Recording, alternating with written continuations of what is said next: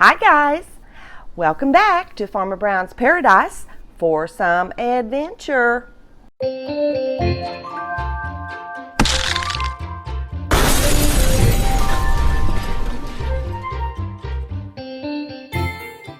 Well, today is Monday, June 17th, and if you're on my Facebook group page, you know that this Thursday, 3 days away, we are hosting a garden tour.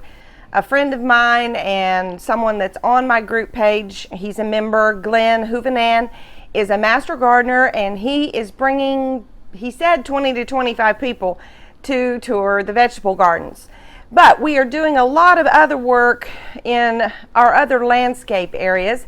So I thought, since it's been a while since I've done a video, I would just do some short clips of everything we're doing each of the 3 days, and I'll post them at the end of each day. We also are very fortunate to be able to afford to have a landscape crew, cleanup crew, come today, and they'll be here for a couple of days to clean up our landscape beds that are way overgrown. We have been wanting to add more color in our front landscape area and a few other areas as well, and they are going to also do the plantings. Randy and I have done some, and if you're on my Facebook group page, you know that he got poison ivy again. In fact, if that happens to you, I've got 3 products to recommend. The first one is a soap. The second one is Zanfidel, I believe. It pulls the oils out. And the third one is a powder that Penny Borden recommended. Shout out to you, Penny, because it does work.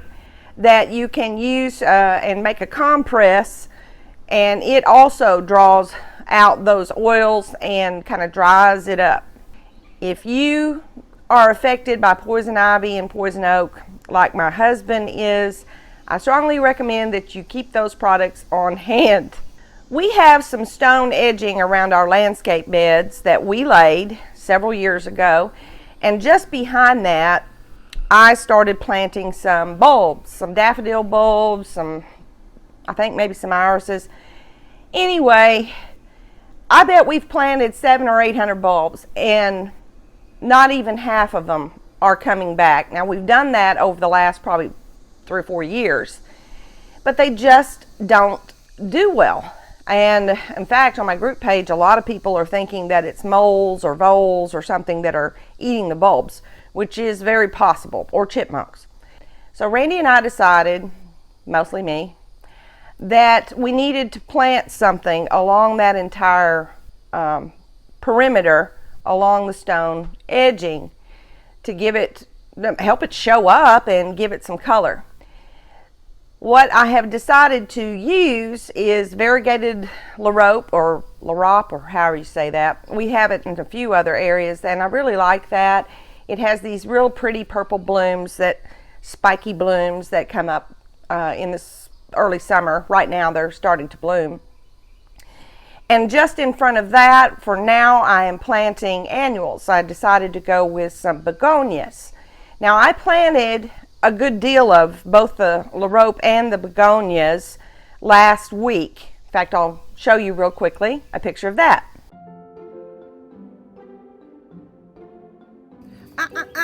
Lucy, bad girl. Gotta get those planted. But they ran out of the ropes, had to get more because we didn't have near enough for all the stone edging. We still don't. I gotta have 12 more. Should be in today, late this afternoon. But this crew is going to plant anything that we put out. So they're going to do it. However, the begonias that I got are pretty leggy. You can see them right here behind me.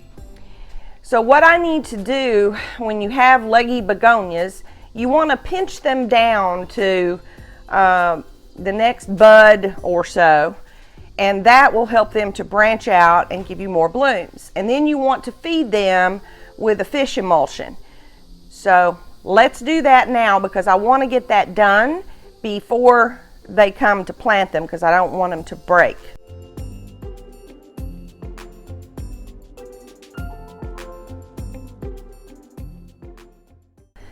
Next up, Gertrude.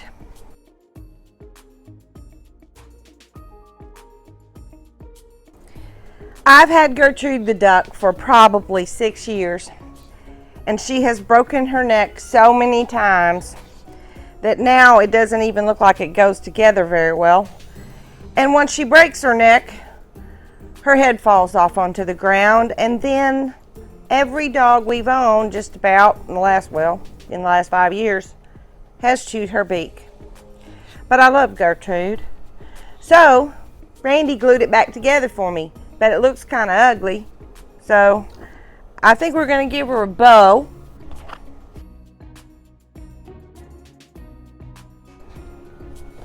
I think she's happier. This is my baby shed behind me. So we're going to go put Gertrude back where she belongs.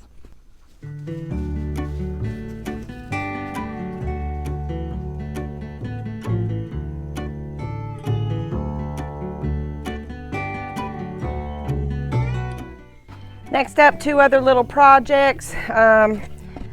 This sign for our name of our place, Paradise. That's what we call it, Farmer Brown's Paradise. I had this made. It actually was a birthday present for myself about 3 years ago, and I've stained it some. I've tried to revive it. I just sanded it down, and Randy top coated it, so he'll be hanging that up later. That's why it's out here, because he was spraying it with some Krylon. And this is our Charlie Boy's paw print, and I have a special spot for it up close to where we have him buried. His ashes are in a box that were buried on top of where we buried Mojo and Casey last year. So I'll show you that.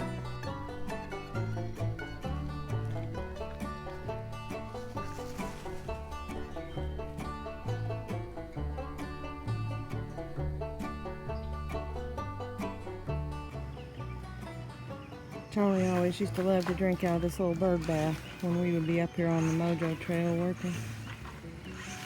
And they're buried right back behind the seating underneath that planter. So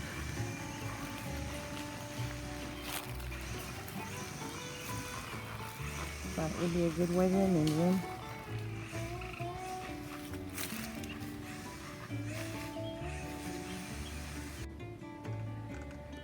Finished getting my butterfly seat cushions made,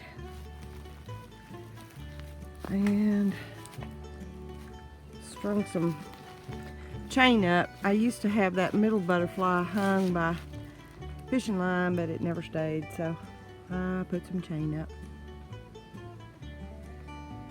Those are native azaleas, I think Blaze or Flame. And these are Bobo hydrangeas in the front.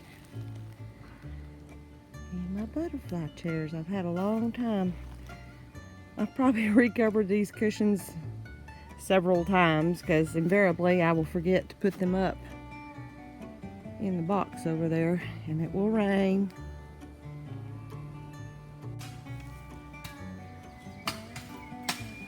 Ring hanging the Paradise sign.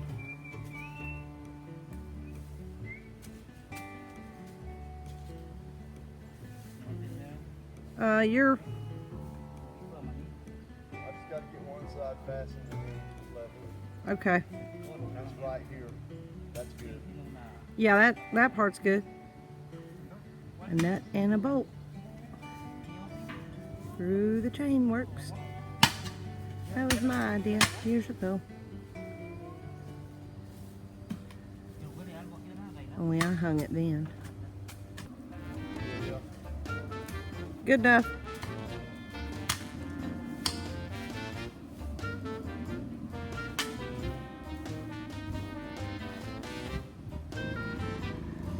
I should have had a before and after. This was absolutely full of weeds. You cannot mow it. It has to be weed eated. Can't mow it because of the hill.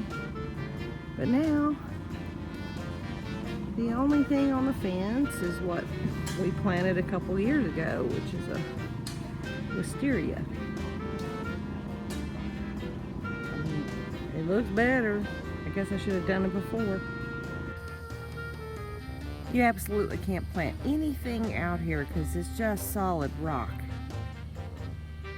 Anyway, we had some wood left over and my sweet husband built a little box and I filled it with some potty mix and planted it.